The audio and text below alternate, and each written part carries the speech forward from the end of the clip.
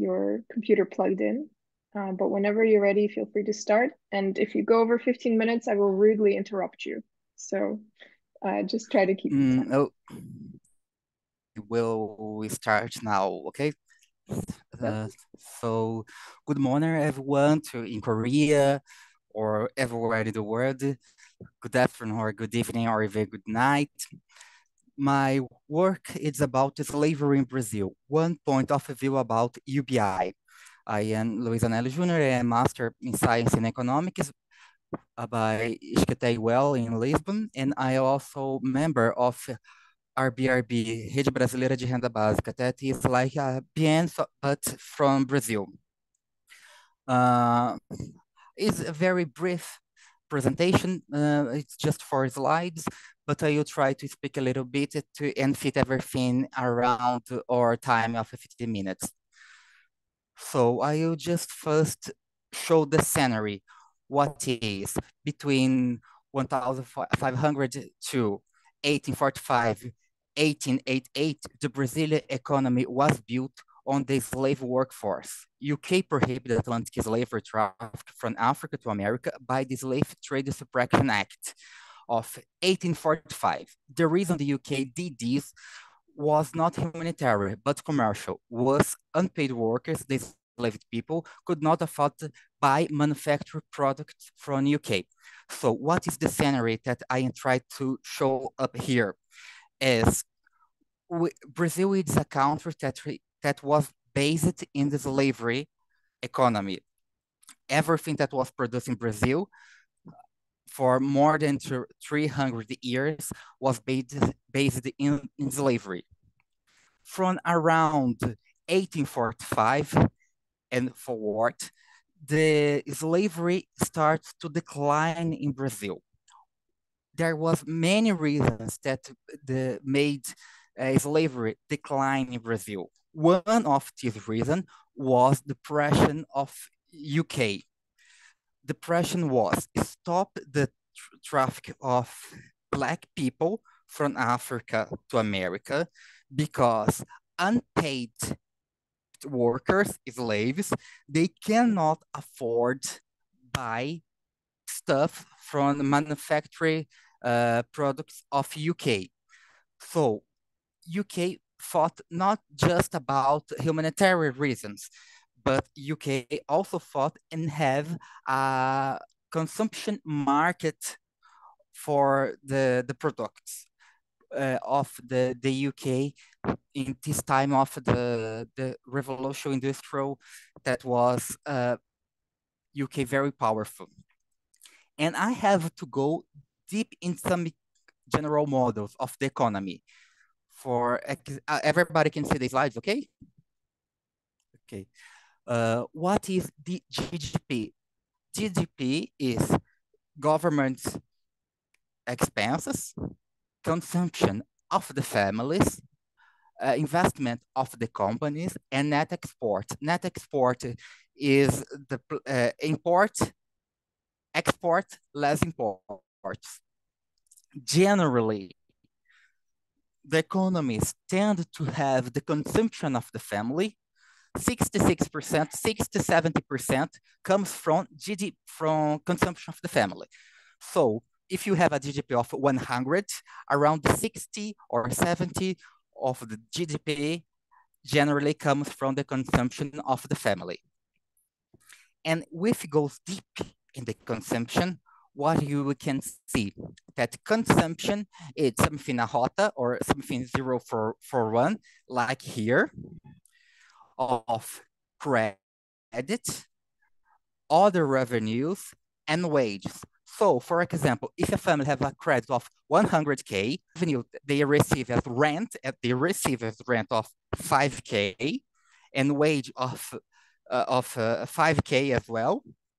Generally, they will tend to spend as much as they receive as wages, because credit they took just occasionally. Revenue, the biggest part of the family, just have no other revenue beyond wages. For that reason, you can say that The consumption of the family are approximately the same as the wages.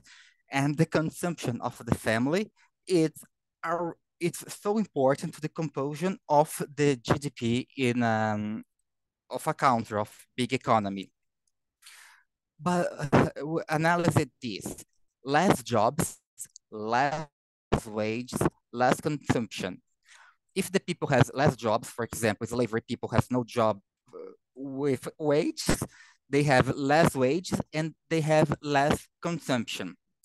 In the future, one of the most important things is with the advance of the technology and automation, we may have less post of works, less people working, we'll have less job, less wage mass. And for this reason, we're gonna have less consumption. And what is the great point, the best point of view about that I can link these models with the slavery? It's about one thing of the etymology, how automation is related with slavery. Etymology. The first enslaved people in Europe were the Slavic people. However, in ancient Slavic language, the word for a enslaved person was robot. It means hobo. It's just some kind of slave. So what is a hobo? Hobo, it's a old word in Slavic to say slave. So we can make a link of slave and robot. And what UK wants to finish the slave? To have more consumption. So the UK ended the slavery in Brazil in order to have more consumption. We as a society must have a UBI to maintain consumption. Once the workforce is now a slave robot with no wages to expand and keep the equilibrium of the GDP. I mean, if in the future we have less workers and the mass of wages decrease, it will decrease the GDP. So what you cannot do is stop the automation? No, we cannot do that. It's not about sabotage or something that will throw off the shoes and the machines to destroy it, because it is not rational to predict. Or people must have a UBI to make effort the people stand the standard of living and keep standard the GDP as a normal parameter as did before. It's not about, we have exactly this link that enslaved received money and could not expand. Robots don't receive money, they cannot expand. So sometimes we can do analysis ex ante and ex post, but for how we could do analysis ex ante ex post with a so disruptive reality as automation, I give this example as a way to rethink, because maybe we have had some kind of automation or something of a production that was not based on salaries, that was the slave. And now we have another production that's not based in the wages and human workforce paid, that is the automation and the robot. So, or we finish the automation and guarantee job for everyone. That's also a question. It's not just the UBI, it's also job and guarantee. But I don't know if you will be able to afford a guaranteed job for everyone. Or we settle such kind of UBI to even automation that people can be able to get by with some kind of revenue. So it was the purpose of my work is to see the connection of the etymology of robot and slavery and how we can make analysis ex ante ex post, because sometimes we feel just so lost because we never had passed something like that before. We never had faced a moment that unpaid workers will happen as it now. So it is basically my proposal, and how I think we could rethink and reanalyze this question by this particular point of view. And I think I have already time, but it's it. I would like to hear more questions, or I feel how I have a little bit more time if you have a question now or just at the end. Thank you. Thank you so much. And thank you so much for being concise. So I think what we're going to do is do all of the papers one after the other, and then we'll just save all the questions for the end. Also, because I think it'll be interesting to see how maybe the papers speak to each other as well. Okay, I'll stop my sharing here. I tried to fit it all in time, a little bit more. Yes, it was very much on time. Thank you. So Maria, are you happy to go next?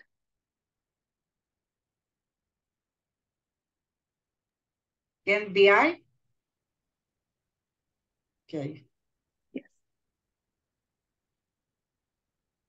Seu Antônio, saiu, seu Antônio. Vai essa cara aí.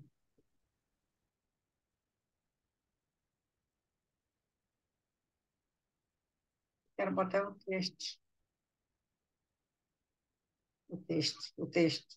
Okay. I am Maria Ozanira da Silva e Silva. I am a professor from one graduate program in public policy in the University of Federal of Maranhão State.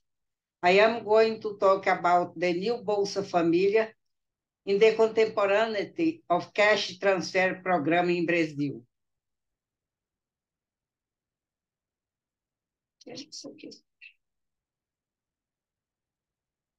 I present a partial result of the project, focalized cash transfer and universal basic income program in the next of the COVID-19 pandemic and post-pandemic, follow-up and analysis of the reality in Latin America and the Caribbean, approved and funded by the National Council of Scientific and Technological Development. Specifically, I focus on the Bolsa Família, created in 2003, but resized in 2023 as a new Bolsa Família by Luiz Inácio Lula da Silva, elect a third term as President of Brazil. The Bolsa Família is situated in the Brazilian social protection system as cash transfer to poor and extremely poor families. In 2004, was created the Citizen-Based Income Program, and the Bolsa Família were indicated as the first step to implement the basic income in Brazil. So, Brazil became to have the first proposal of universal basic income direct to all Brazilian foreign residents in the country for more than 5 years, with the concession of a benefit to meet the minimum expenditure of each person on food, health, and education.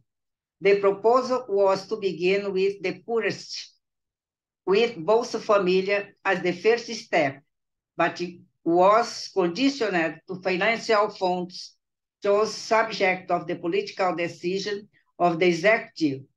So this program was not implemented. However, it had the merit of beginning to debate on universal and unconditional basic income in Brazil. Now I have a question. The Bolsa Família created in 2003 to a new Bolsa Família created in 2023. What changed in 20 years? Bolsa Família, the largest cash transfer program in Latin America and in Brazil, was created in 2003. Its national managed agency was the Ministry of Citizenship. The Bolsa Família was decentralized in the 5,570 Brazilian municipality to transfer monetary benefit to complement the extremely poor families' income with a per capita family income up to $18.42 a month, and poor family with a per capita monthly income between $18.42 and $36.85, with children or adolescents aged 0 to 17 years.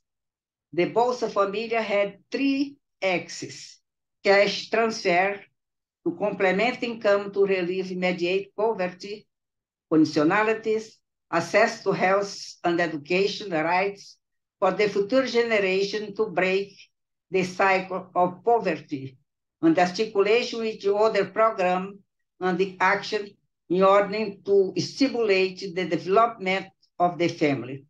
The monetary value transferred to each family monthly was the sum of several kinds of benefits, according to family composition, like number of people, ages, presence of pregnant women.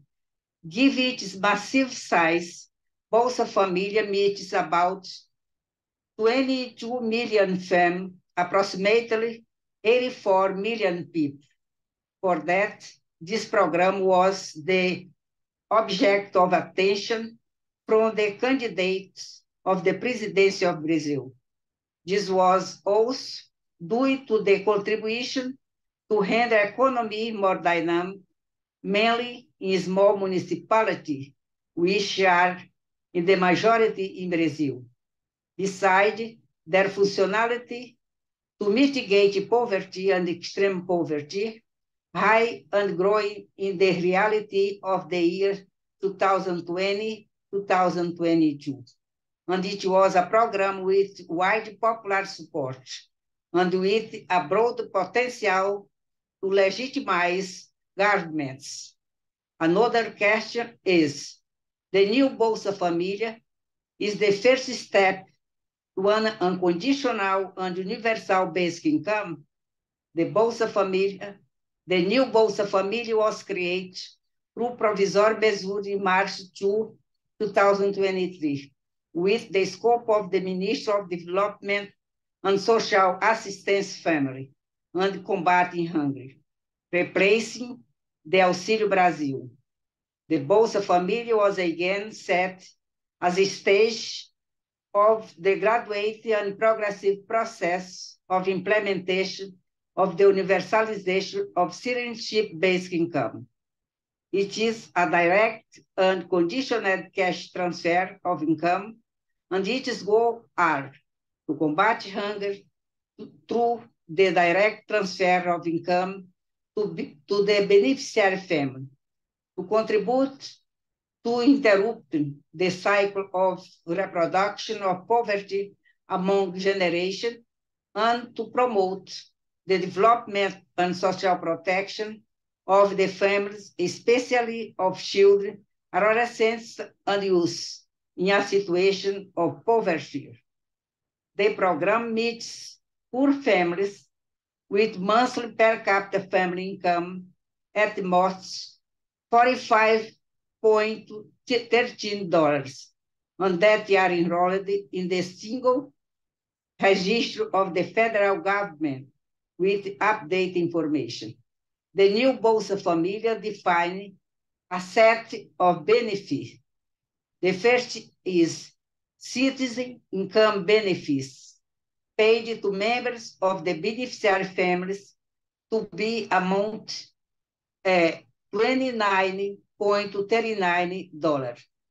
Complementary benefit paid to families whose sum of certain income benefits is less than $124.22.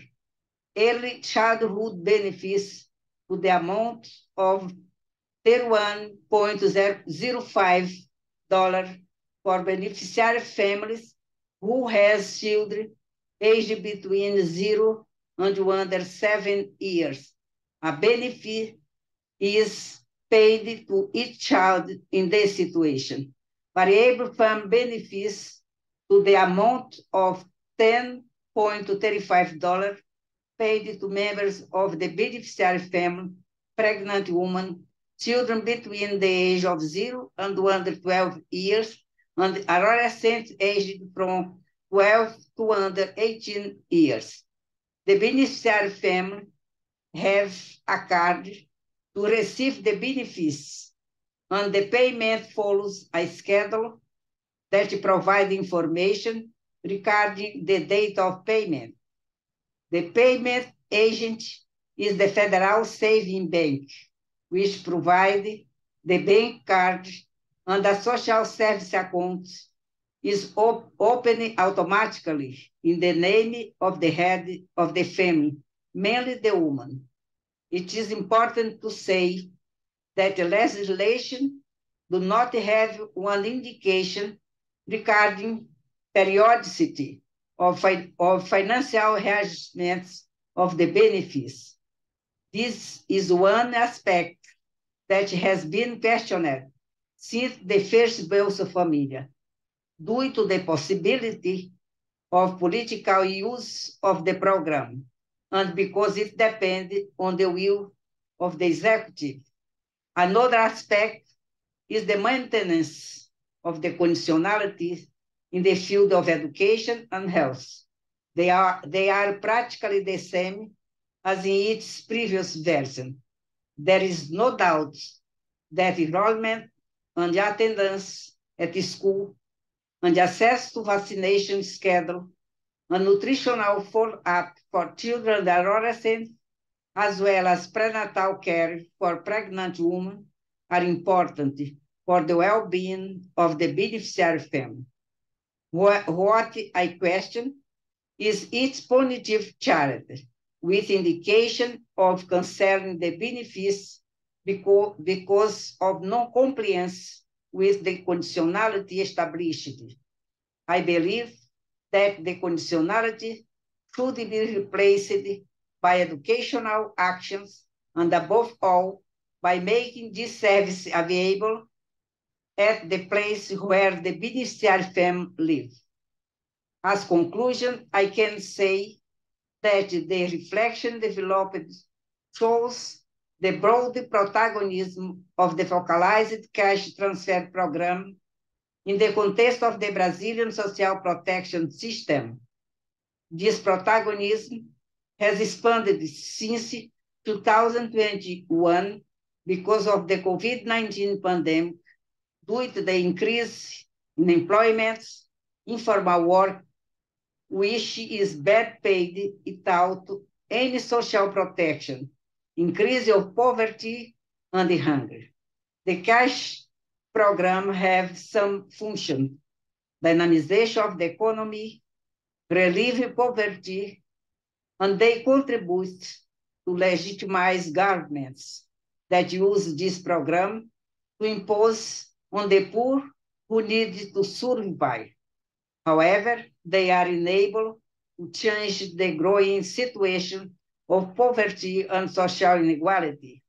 When you deal with cash transfer program, it should be considered that you have at least two groups of cash transfer programs that have a difference in fundamentals, contents, and objectives. On the one hand, you have the focalized cash transfer program with or not conditionality that represent the group of programs implemented so far in Brazil. On the other hand, you have the universal basic income. The function of the farm is to mitigate poverty and cover emergency situations. The proposal of the universal basic income is to contribute at the redistribution of social wealth and to promote social justice. Consequently, each group of programs is referred to different political, ideological orientation. This is because cash transfer programs are not neutral formulations, and they are guided by some perception of the world, of society, of citizenship, of poverty. The new Bolsa Família represents one advance in attitude that blame the poor for their situation and make them responsible for overcome the poverty. However, you have the dilemma of the new Bolsa Família, as also indicated in this previous version, when it was considered the first step for implementation of the student basic income because of the concrete signs were not seen so far. This situation is also a fact of question regarding the current version of the Bolsa Família, called New Bolsa Família, in this presentation. Thank you very much. Brilliant. Thank you so much for that presentation. I feel like there's so much there to think about. So I think we'll go straight to Gloria next, and then we'll do questions after that. Okay, let me show my screen. Okay. Hi, everyone. My name is Gloria Sanchez-Cuevas, and I'm an MBA and MBA, MA in philosophy and public ethics, and currently I'm a PhD candidate in the Ethics and Public Affairs program at Carleton University in Canada. Today, I will share with you some insights on the politics surrounding basic income based on the initial phase of an ongoing research project. This project examines the normative justifications of basic income and their impact on the feasibility of implementing concrete BI policies and strategies for advocacy. As you know, BI proposals enjoy broad political support, which may seem like a strength at the first glance. However, this apparent consensus can actually complicate the process of designing concrete policies and institutionalizing basic income. I will argue that when considering its design and implementation, normative justifications for BI shouldn't be relegated to discussions on ethical desirability alone. These normative foundations are essential to the political argument for BI, as they are key for assessing distinct BI policy architectures. This presentation focuses on three aspects. Number one, the political feasibility of BI, considering the interdependent relationship between economic, historical, and ethical aspects of its viability. The variations in policy design, highlighting the essential role of normative justifications in shaping the broader spectrum of BI's potential forms. And number three, some of the implications these designs hold for BI policy, which represents areas of further research, particularly regarding the complex relationships between normative commitments and policy formulation. So BI's political case is particularly relevant because of its wide appeal across political ideologies, with parties, activists, and social movements historically supporting the idea of a basic income. In fact, many perceive this broad consensus as a strength of the proposal. For instance, Lepchenska and Schwartz argue that in today's times of political polarization, BI might represent a rare unifying policy, bridging ideological gaps and potentially reconciling differences among opposing political groups, from progressive movements to ideologies and more broadly across the ideological spectrum. However, I claim that while this wide acceptance appears politically advantageous, it may complicate the design and institutionalization of BI as a policy. In analyzing BI's political feasibility, Purdy categorizes BI arguments into ethical desirability, referring to the normative reasons that support BI as a viable policy, rooted in principles like social justice, egalitarianism, freedom, and democracy, just to name a few. Historical preconditions, referring to the specific economic and cultural circumstances that might either support or hinder BI's implementation in a particular society. Economic viability, referring to the potential funding mechanisms for BI, and political feasibility relating to the potential success of implementing BI within particular societal context. While the ties between history, economy, and politics are evident, it's also important to consider the role of ethics and normative justifications more broadly in shaping political decisions and actions. Regarding this relationship, Van Parijs also emphasized that our values define the boundaries of what is politically possible, reinforcing the intrinsic connection between political feasibility and ethical legitimacy. However, normative justifications do more than justifying BI's ethical legitimacy. They play a crucial role in influencing its design and implementation. Existing literature in public policy studies demonstrates that policy stakeholders interpret policy proposals through their own beliefs, values, norms, and life experiences. As a result, public policy necessarily carries some sort of value-laden decision-making, reflecting of a specific individual or group normative perspectives. These values play an instrumental role in shaping critical decisions during policy formulation and institutionalization, guiding the characteristics, background assumptions, and anticipated results of the proposed policies. The political feasibility of a policy is tied to its normative foundation or ethical justifiability. And in the context of BI, this relationship has important implications. At its core, UBI is characterized by certain definitional features. It is distributed in cash, provided regularly, given individually, distributed unconditionally, and is intended to be universal. While these foundational aspects remain somewhat consistent across many proposals, the landscape of BI is vast with a number of design variations and objectives under its umbrella. Taking a closer look at the various BI proposals, it becomes evident that while they all align with the broader concept of basic income, they differ significantly in their design and implementation. For example, De Biespeler and Stirton highlighted that the policy approach towards individuality can determine whether the BI is allocated directly to individuals or channeled through household units. Also, some BI initiatives might adjust the transfer amounts based on factors such as age or the regional cost of living. Even universality, the extent of the population that is covered by a given policy, can be selective in its scope, targeting parameters like citizenship.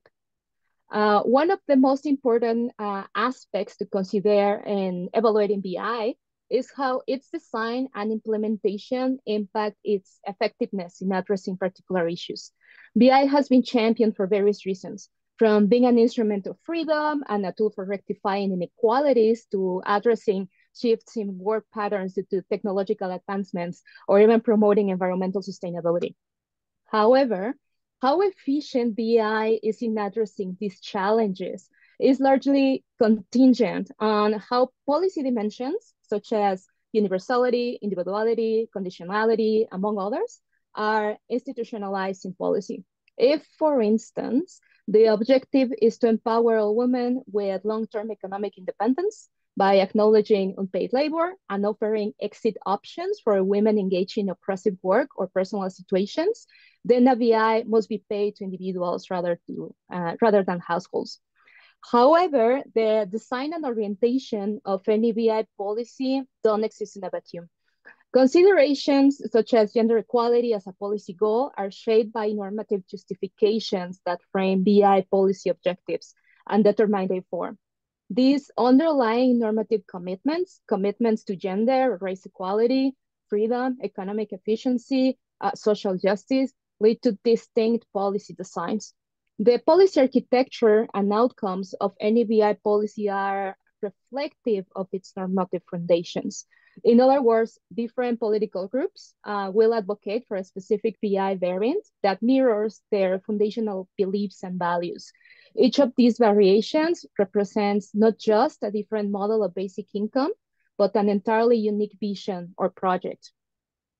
The ideas presented highlight the central challenge. How might the relationship between normative commitments and policy design guide advocacy and policymaking efforts for basic income? This emphasizes the importance of connecting normative commitments underlying BI with its practical implementation.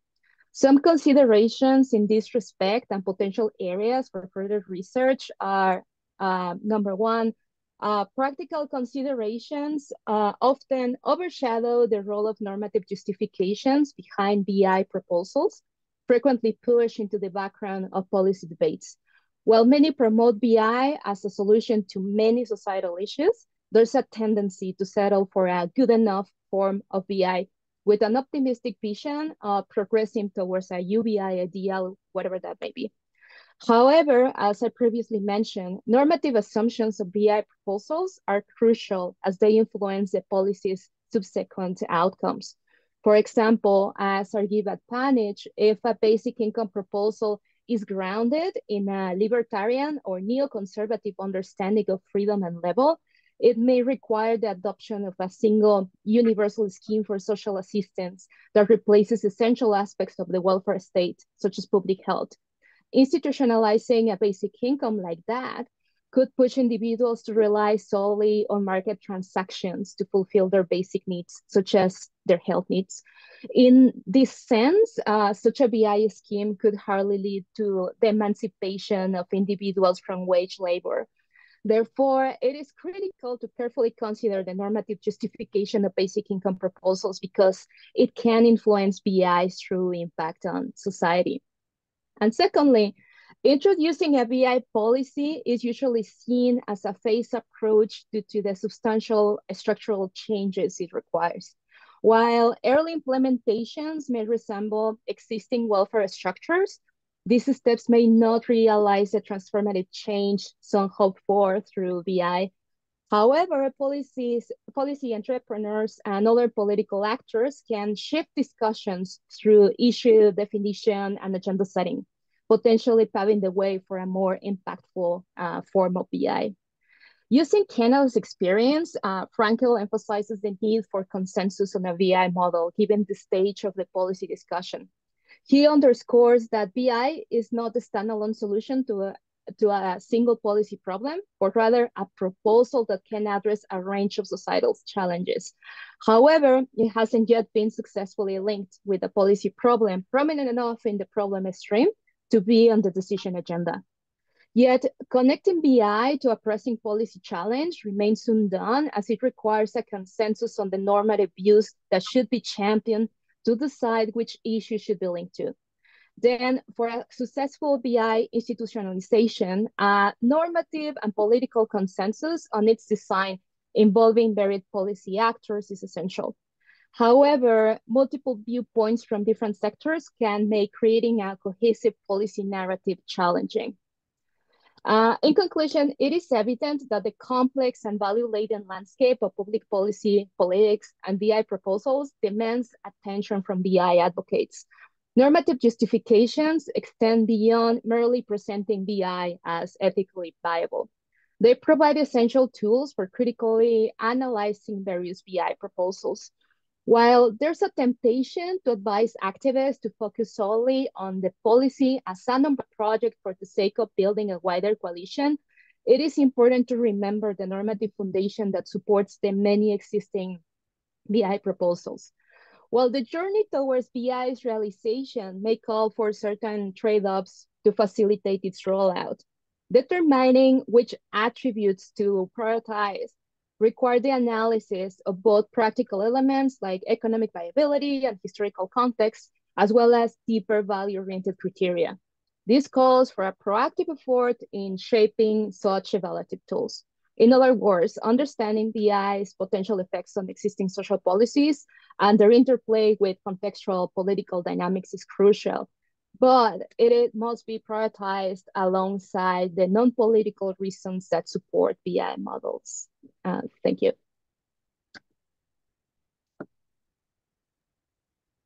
Brilliant. Thank you so much, and perfectly timed as well. Everyone has been amazing with the timekeeping. So I think we'll open it up to questions. I know I've written a full page of questions, but I don't want to take advantage of my position as chair. But I might just start off while others in the room are kind of gathering their thoughts. I might start off with one for each of the speakers, and then maybe we could, or maybe Luiz, maybe you want to start us off since you've raised your hand. And just to say for everyone else in the room, if you want to raise your hand, or if you want to put a question in the chat, please feel free. Okay. I would like to ask to Gloria. I liked very much your presentation. I think it's so important to hear about the Canada, that it's not a European country, but it's a very developed and American country. We have another different point of view as Europe, because traditionally Europe, they had everything of the Soviet Union that makes them think about social right, and they had the example of Nordic countries. So I like very much hear about the Canada, because it's American reality. Even it is a rich American reality, it's American reality. And I would like to know a little bit more. You say a little bit in the end of your speaking, but how Canadian people generally see the UBI? Because, for example, I would like to make a point of Brazil. We had a big fight against left and right wing. So left wing for something like UBI, and the right completely against. It's not about, the right was not about concern about social things. They're concerned, it's ideologically against beer, against UBI. And how much is the percent of the population that receives some kind of aid, a financial aid or something of BI in Canada? I would like to know something like that. And other thing, I know Canada is a country of immigrations, that many people comes from Canada.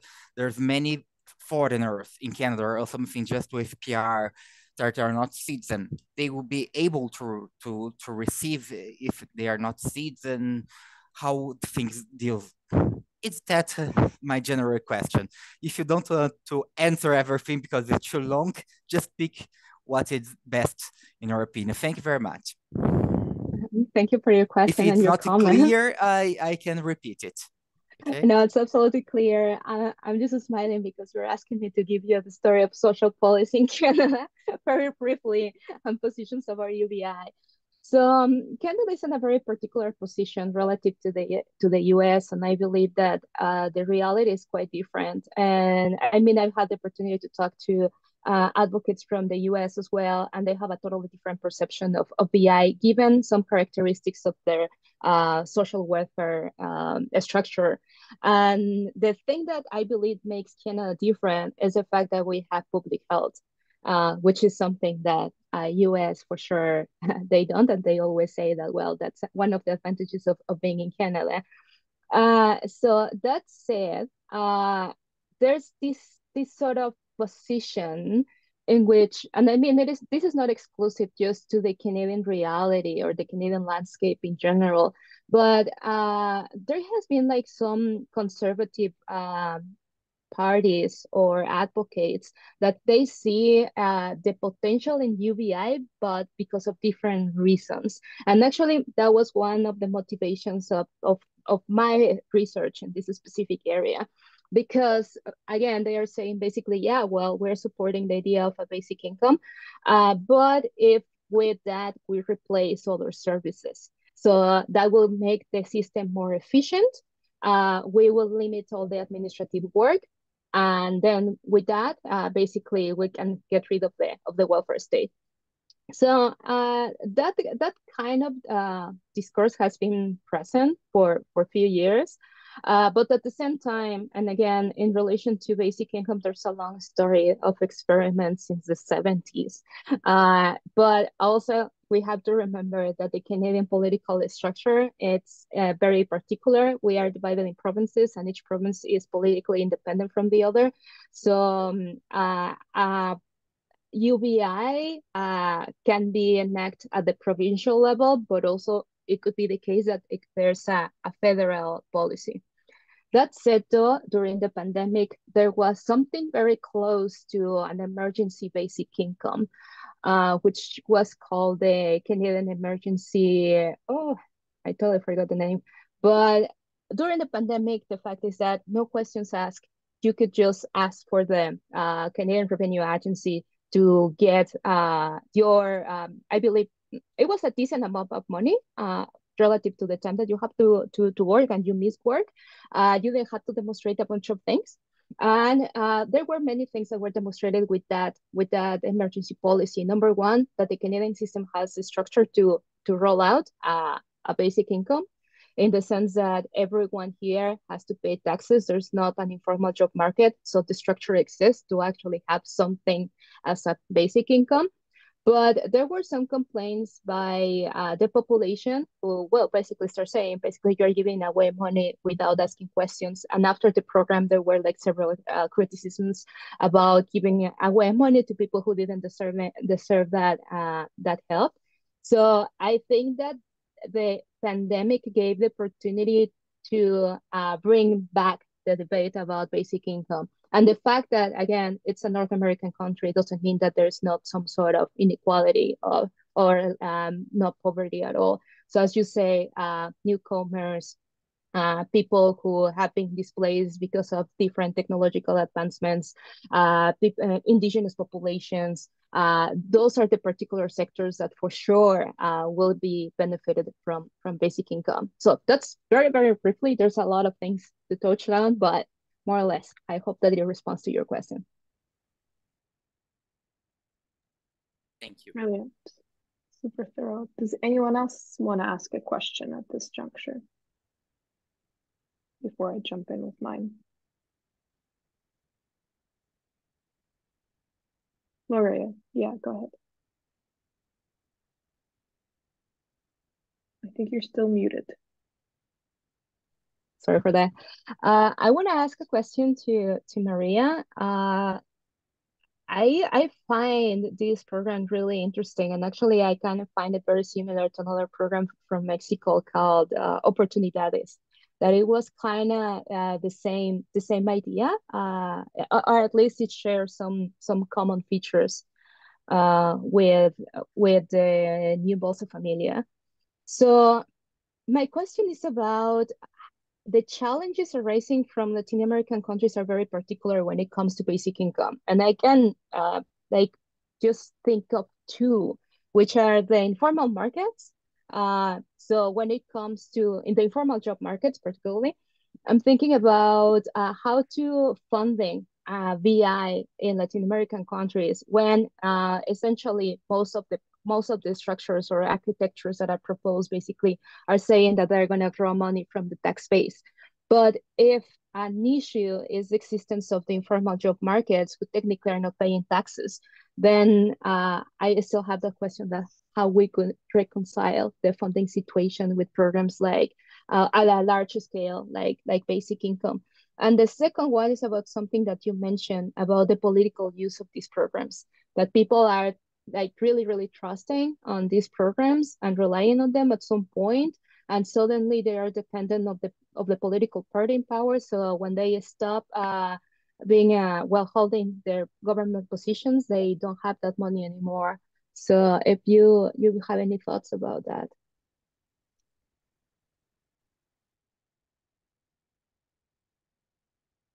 Could you please ask the one direct question, because I couldn't understand what you want to say. Don't worry. So please. Slow, please.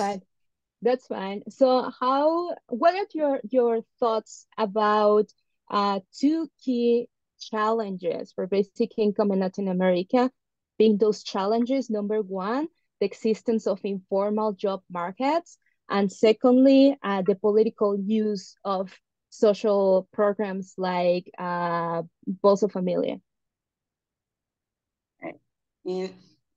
I have been participating on research about income program of monetary transfer in Latin America.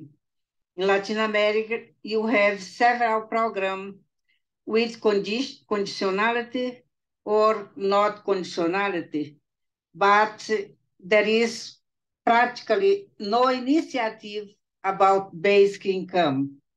And how I said in my exposition, the Bolsa Família, in the first version that was created in 2023, they said that the Bolsa Família would be the first step to get a basic income in Brazil. And the second version that was created now in 2023, that was said the same thing, but no indication that this is happening or that is going to happen. So the Bolsa Família, how I said, is a big program. In Latin America, is the biggest program in the Latin America. And they meet several people, but basically they insist on the conditionalities and to meet just poor and extremely poor families. So the Bolsa Família is an income transfer program with conditionalities and with indication that can become a basic income program. But so far, no indication show this for us. Thank you.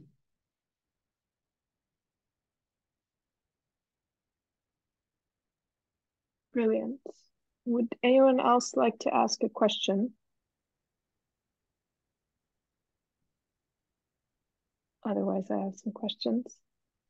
Okay, I have a question for each of the speakers. Actually, I have lots of questions, but I will limit myself to one. So to start, to go in the same order, to start with Luiz. Yeah, I have lots of questions, but I guess maybe one that I could ask is, do you think it's so important to keep GDP high? You know, that seems to be a central assumption in your presentation, right? That it's very important to keep demand and to keep consumption high and presumably even growing. But of course, there's a whole critique of, well, first of all, there's a critique of GDP as a metric at all, as being a metric of any value whatsoever. And then beyond that, there's a critique now from many sides of consumption and of demand, but in particular, of course, from people who make an environmental critique, right? That actually, if anything, we should be focusing on, you know, degrowth or post-growth, or at least no more growth of GDP, right? So what happens to kind of your whole analysis of the importance of basic income for keeping consumption high if we start to critique consumption? That's my question for Luiz. And then for Maria, you know, you were talking about COVID, Bolsa Família and COVID, sort of what happened with COVID. But there was one other kind of crisis in Brazil, and that's Bolsonaro. So I'm interested in what impact Bolsonaro had, and also the politics of Bolsonaro, of the right, on Bolsa Família and its kind of policy design. And then for Gloria, I found your analysis really compelling, but as a kind of empiricist, as an empirical social scientist, I was wondering if you could kind of think through it with some examples. So for example, you mentioned actually, you know, Canada having a universal public health system. So I'm interested, I mean, maybe you don't know, but I'm interested in the history of that, you know, which I'm very unfamiliar with. Was there a lot of policy contestation around that to kind of, was there a right-wing justification of universal health coverage versus a left-wing? You know, how was consensus reached there? Or maybe, you know, universal education, which before it was kind of implemented worldwide was actually was implemented around the world, was very contested. So I'm wondering, if we think empirically, what does that tell us about how, you know, consensus can actually be built? Because, you know, right now it seems very, very challenging for something like universal basic income. We'll leave it there. Do you want to just go in the same order? Start with Luiz and then Maria and then Gloria. Okay, can I say now the answer? Why keep the GDP high, and why use this metric of DGP? Another one. For example, I think if I'm not wrong, I think in Nepal they have a DGP. That's a DGP that's not about economics, but they care about the happiness of the population. Why DGP and other things of their metric dates? Because this one is much more easier and useful to have a metric. For example, if you ask someone if you are happy today, may we have another things that goes beyond the economy. So my case here is a study economy and not the general happiness.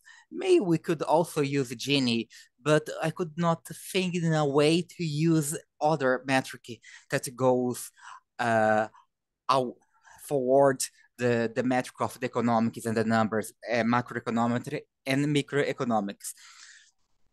And why we cannot, why it's important to keep the GDP high or even growth.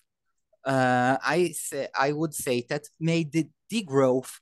It's also, I think that I hear a lot in Europe or maybe in US, but in the biggest part of the country, like Latin America, especially Africa and South Asia, we cannot degrowth. We have to grow first because the many people, many population, biggest part of the population is still with indignity level of wealth.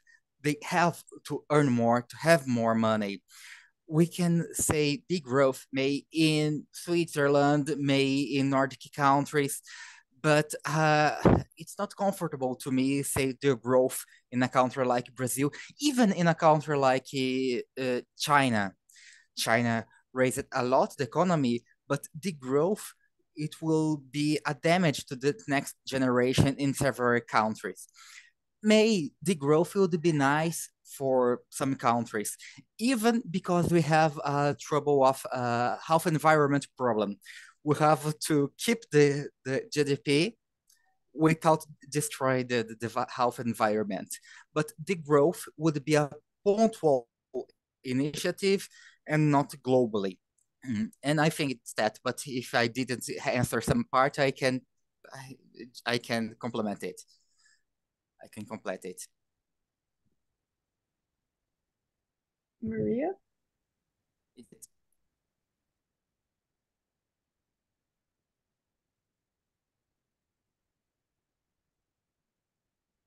Maria, do you want to say anything about my question about Bolsonaro? Can you make the question again, please? Oh, I'm just wondering about Bolsonaro and right-wing politics and the impact that had on Bolsa Família. I could say at the paper that I present about, I didn't say anything about Bolsonaro, the President Bolsonaro, but they had like, I think everybody knows this, they try to stop the main social program in Brazil. And they transform the Bolsa Família that had 18 years of implementation for the Auxílio Brasil, that the objective was mainly political, electoral objective. And the Bolsonaro become seen as president that was very against the social policy, very against the poor people, very against to income transfer program. And the income transfer program, the Auxílio Brasil that he created, had mainly a political objective. So the transformation now about Lula that start a new mandate now, Lula recreated the Bolsa Família and is make very ampliation of the Bolsa Família and the beneficiary family has more, the benefits was very high than before, but there is, how I said, no indication that this will come to a basic income, an income for everybody in Brazil. How you know, Brazil is a very big country, and to have a universal basic income for all countries is very different. However, you have some municipal experience that start with the intention to become a basic income transfer program. So, thank you.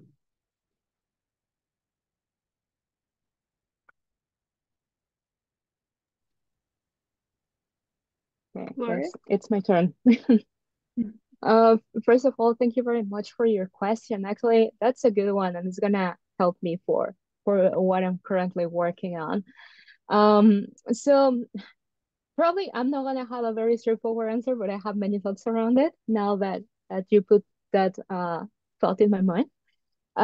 And the first one is about the political structure in general, the policy making structure in Canada. As I said before, we have federal government and we have provincial governments.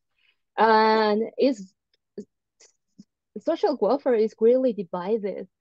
For instance, for issues such as public health or education, that's responsibility of the provinces. So even though the rule, which is based on like a federal law, that a government in general should provide universal healthcare, it's responsibility of the provinces to enact that policy. So they sort of generate the general guideline, but the ones who execute and stipulate all the elements of the implementation will be the provinces. So for instance, if I go to a different province to, I don't know, to visit the doctor, there's going to be some administrative process there because I cannot do it as easy as just going to my own province. Same thing with education, right? That said, there's other set of policies that are part of the federal government portfolio. And for instance, parental leave, that's part of the federal government portfolio and so on. That said, those policies, particularly those that are that were made by the federal government, respond to specific issues, to specific life situations. And basically, that's sort of like the main characteristic of well, something that I've been noticing across the line with all the policies that are made or come from federal government. For instance, in the event that you want to have a family, then you have your set of parental leave benefits. In the event that you don't have a job, you have employment insurance. In the event that you suffer a disability, you have some sort of insurance coming from the federal government. In the case that you're retired and you don't have saving funds, so you have some sort of insurance from the federal government. But at the end of the day, what we have is these very complex systems of if you are this and this and this and this, then you have this element of social welfare that is going to help you. In addition, you have like this disconnect with what is going on at the provincial level, because there's not good communication with that. Now, coming back to basic income, all the experiments taking place in Canada, they have occurred when there's a liberal government in the province. So as soon as the government changes, let's say to a conservative party, then the experiment is just canceled, which is what happened to the latest Ontario basic income pilots. And that's what happened also to the Manitoba experiment as well. So it seems to be that if it comes, it should come from a liberal perspective. And it should be in sort of designed alongside what the federal government has to offer. So the Canadian Emergency Response Benefit, I remember the name, that was created during the pandemic. It was created by the federal government and it was administered by the federal government. So for sure, we have that sort of insight that there should be some sort of communication between the different levels of government, but at the same time, the proposal, given all these what ifs, there should be like a sort of revision of the different programs. That's what I was thinking along the lines, what I was thinking about the trade-offs, that some trade-offs will have to be made, certainly, because right now there's a lot of ramifications when it comes to the down to the programs that you can have access to if you are in a certain life situation. It's really interesting. I have lots of follow-up questions, but let's see if maybe someone else wants to ask something.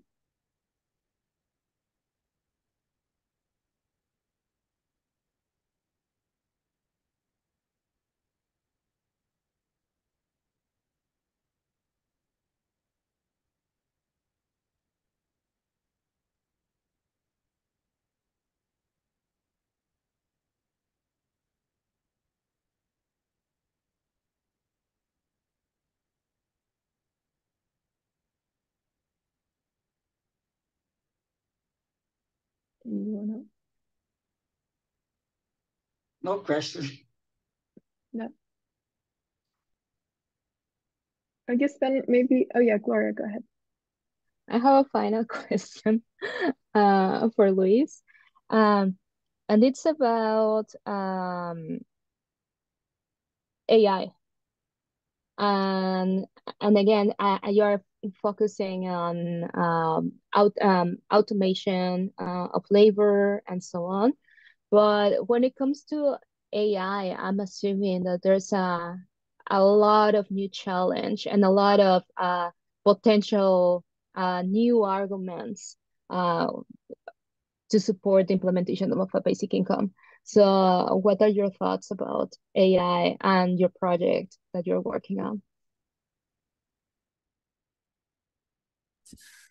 So I think AI and everything about automation is what will support most the basic income in the future. I would like to say also about job guarantee that always sometimes comes together. So there are some politician or studies that comes with the idea of UBI and job guarantee. Because we have as a human society contemporarily we are based on work, and if you don't have work, how are we gonna have money? And if you don't have money, how are you gonna keep our life? So the AI, the artificial intelligence may do not replace the humans as biological people, because the computer thinking it's 0, 1, it's not biological.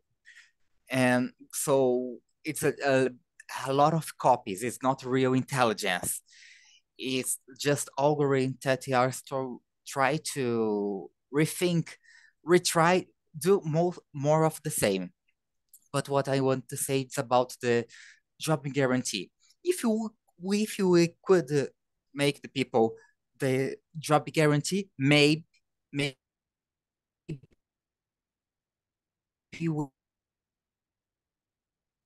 we don't have to have a UBI for everyone, because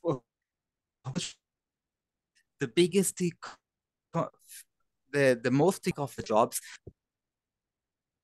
that the automation will destroy these jobs. You can hear me? It's just unstable here. We're breaking up a little bit, but we can still hear you, yeah. Okay.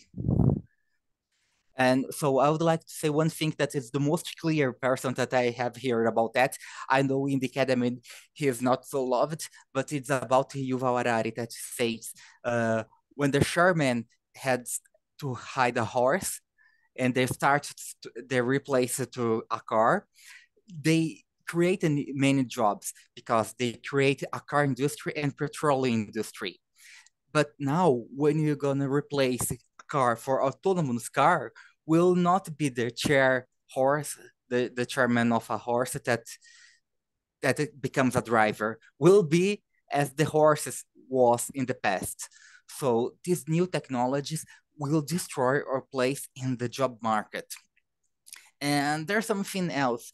So to make concise, I would say that the most important would be very nice if we could have a job guarantee, because job is very important in our society, but its job is not possible to sustain anymore. We have to have a UBI.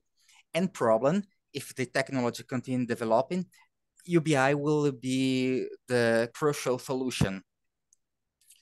Also, if the people don't work, what they will do of life? It's something that also not just economics, but it's sociological and psychological things, that what will be the reason of the life of everyone else. I don't know if I answered everything. If something's not it's not specific here, you can ask me again about the exactly point till I take in more details. Thank you.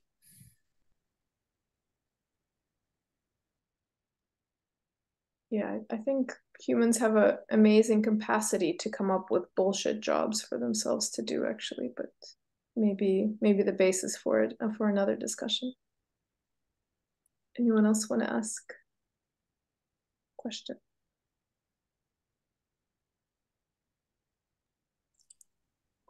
Also, Gloria, I would like to hear a little bit more about the immigrants and you in Canada. How many of they are receiving some kind of financial aid in your province or something apart in Canada? Because I know here in Brazil, in the years of 60s, 70s, around 2% of the population used to receive some kind of financial aid of the government. Nowadays, is around 40% of the population receive some kind of aid.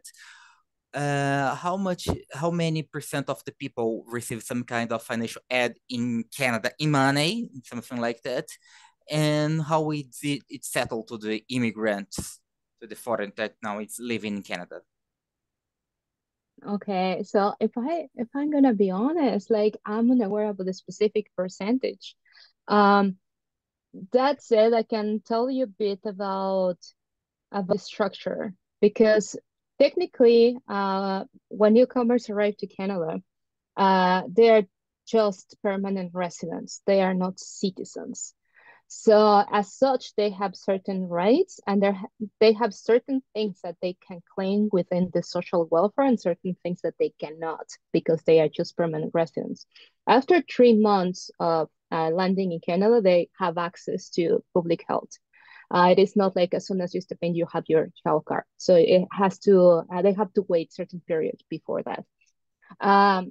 They have access to the rest of the benefits, but for instance, depending on how they came to Canada, for example, if it's through a sponsorship process, let's say that a close relative or their partner it's Canadian or is Canadian citizen or is living in Canada as well, and requests sort of a sponsorship agreement in which basically the person is saying, I'm gonna sponsor and make sure that this individual doesn't represent a burden for the system.